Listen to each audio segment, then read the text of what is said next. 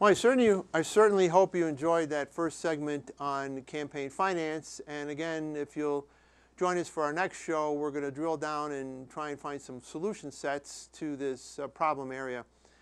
I think you now understand that campaign finance, although it's a soundbite for maybe everything we don't like in politics, it's a very complicated topic.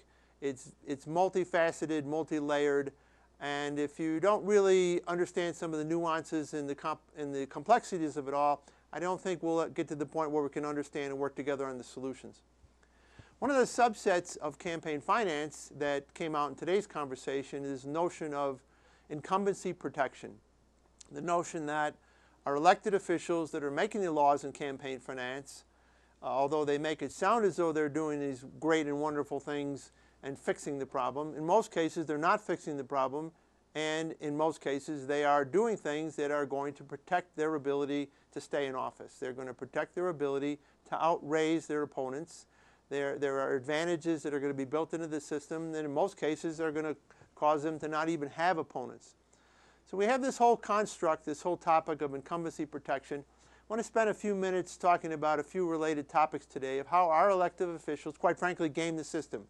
They are the ones that are passing the laws that are setting up the campaign finance, and they're doing it in a way that's helping to protect their positions.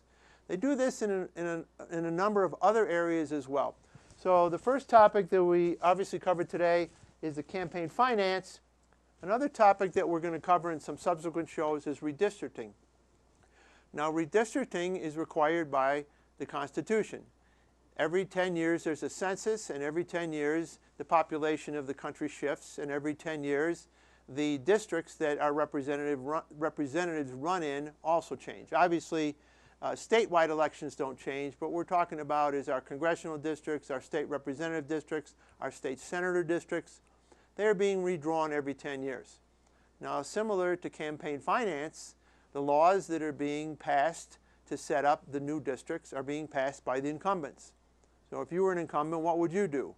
Would you draw a district that protected your seat, that made sure that the number of people that you knew were going to vote for you were in your new district? Or would you want to stray from that and perhaps get to a little more neutral representation and create competition? Well, again, it's not in your self-interest to create competition. It's in your self-interest to keep your job.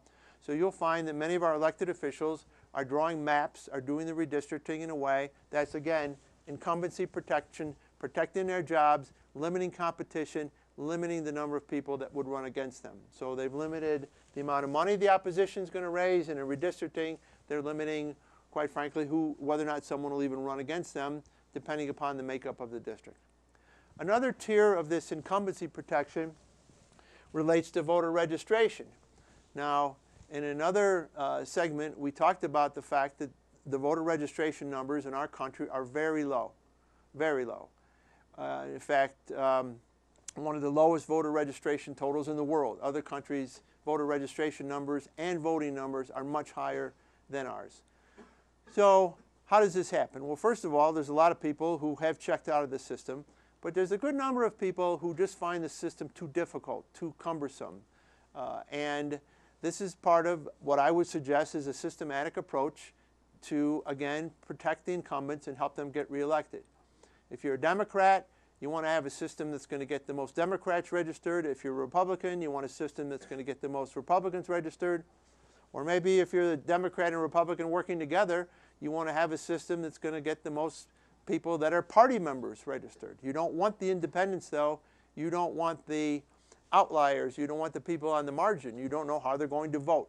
So you make it a little more difficult to be registered, and you maybe do it in a way that's subtle, so you target populations that you know, if they did register, might want to vote for you. We're going to spend some time on some other shows, other programs drilling down on this topic, so I'm not going to go into great detail today, but again, I want to suggest that the people who are making the laws are making the laws in campaign finance, in redistricting, and in voter registration that, again, is going to protect their incumbency. One more topic which we're going to see in the next segment of today's show is called ballot access. Now, this determines how hard it is to actually get on the ballot. What are the requirements to get on the ballot? And we're going to spend some time talking about ballot access throughout subsequent programs. But you'll see in our next in our next segment, we have one of the nation's leading experts in ballot access who's going to be a regular contributor to this program. So this is the notion of incumbency protection. These are the people that are making the laws, and in making the laws, they're protecting their ability to get reelected. Again, I think it's a self-preservation issue, but we as the voters, we as the ones who don't like the dysfunction, we're the ones that don't like the polarization, we've got to come to grips with these topics, and we've got to work on solution sets to move forward and to have less dysfunction and less polarization.